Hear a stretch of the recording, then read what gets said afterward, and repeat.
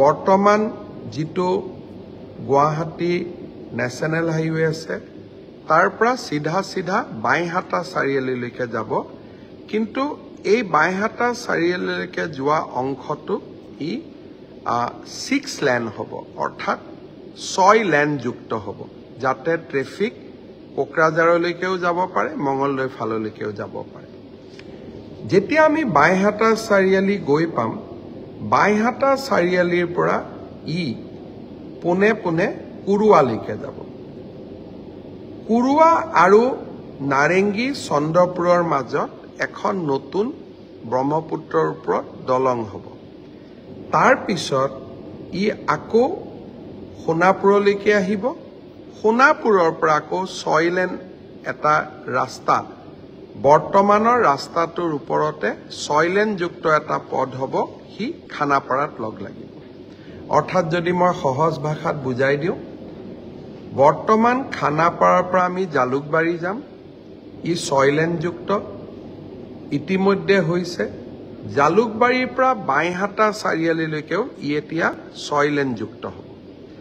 বাইহাটা চাৰিআলিৰ পৰা আমি পুনে কুৰুৱালৈকে যাম আমি চিপাজাৰ গৈ নাপাওঁ আমি কুৰুৱা গৈ পাম মান্দাকাটাৰ মাজেৰে আমি কুৰুৱা গৈ পাম কুৰুৱা আৰু চন্দ্ৰপুৰৰ মাজত এখন দলং হ'ব তাক আমি নাৰেংগী কুৰুৱা দলং বুলিও কওঁ ব্ৰহ্মপুত্ৰৰ ওপৰত এখন দলং হ'ব আৰু এই দলংখন 3 কিলোমিটাৰৰ দলং হ'ব আৰু এই গোটেই ৰাস্তাটোত কেইবাটাও জাগাত ফ্লাইঅভাৰ থাকিব ৰোড অভাৰব্ৰিজ থাকিব সোণাপুৰত গৈ ৰাস্তাটো ওলাবগৈ সোণাপুৰৰ পৰা ই খানাপাৰা পৰ্যন্ত আকৌ 6 লেন যুক্ত হ'ব অৰ্থাৎ গুৱাহাটীৰ পৰা উজনি অসমলৈকে যোৱা যাত্ৰীসকলেও 6 লেন যুক্ত পথেৰে সোণাপুৰলৈকে যাব পাৰিব মঙ্গলদৈৰ পৰা গুৱাহাটীলৈকে নহাকৈ সোণাপুৰৰ পৰা পুনে উজনিলৈ যাব পাৰিব গুৱাহাটীলৈ আহিব পাৰিব আৰু বাইহাটা চাৰিআলিৰ পৰা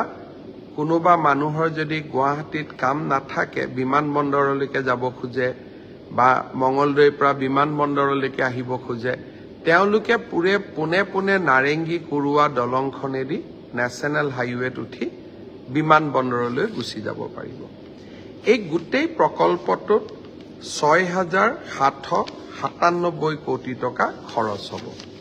আৰু এই প্ৰকল্পটোৰ 1,000 কোটি টকা ৰাজ্য চৰকাৰে বহন কৰিব 5,729 কোটি টকা কেন্দ্ৰীয় চৰকাৰে বহন কৰিব অৰ্থাৎ প্ৰধানমন্ত্ৰী নৰেন্দ্ৰ মোদী ডাঙৰীয়াই দায়িত্ব লোৱাৰ পিছতে 3-4 মাহ হোৱাই নাই অসমলৈকে 5,729 কোটি টকাৰ বিশাল উপহাৰ গুৱাহাটীবাসী অসমবাসী মঙ্গলদৈবাসী সোণাপুৰ জাগিৰোডবাসী আৰু সমগ্ৰ ৰাজ্যবাসীক মই অভিনন্দন জনাইছো চৰাইদেউ মৈদামে বিশ্ব ঐতিহ্য ক্ষেত্ৰৰ স্বীকৃতি পোৱাৰ পিছত আজি দ্বিতীয় এক সৰ্ববৃহৎ প্ৰাপ্তি এতিয়া মই আগ্ৰহেৰে বাট চাইছো আৰু দুটা প্ৰকল্পলৈ কাজিৰঙাৰ ওপৰত 32 কিলোমিটাৰ এলিভেটেড কৰিডৰ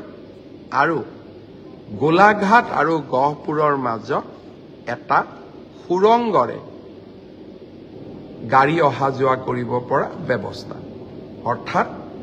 এই গোটেই কেইটা প্ৰকল্প 2026 চনৰ আগতে ভাৰত চৰকাৰৰ পৰা অনুমোদন কৰাৰ বাবে মই নিৰন্তৰ প্ৰচেষ্টা কৰি আছো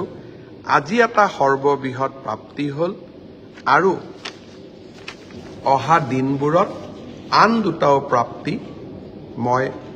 অসমবাসীৰ বাবে আনিব পাৰিম সেইখিনি বিশ্বাসেৰে সৈতে কাম কৰি গৈ আছো আপোনালোকে আশীৰ্বাদ শুভকামনা জনাই থাকিব যাতে কাম কৰি মই আগবাঢ়ি গৈ থাকিব পাৰোঁ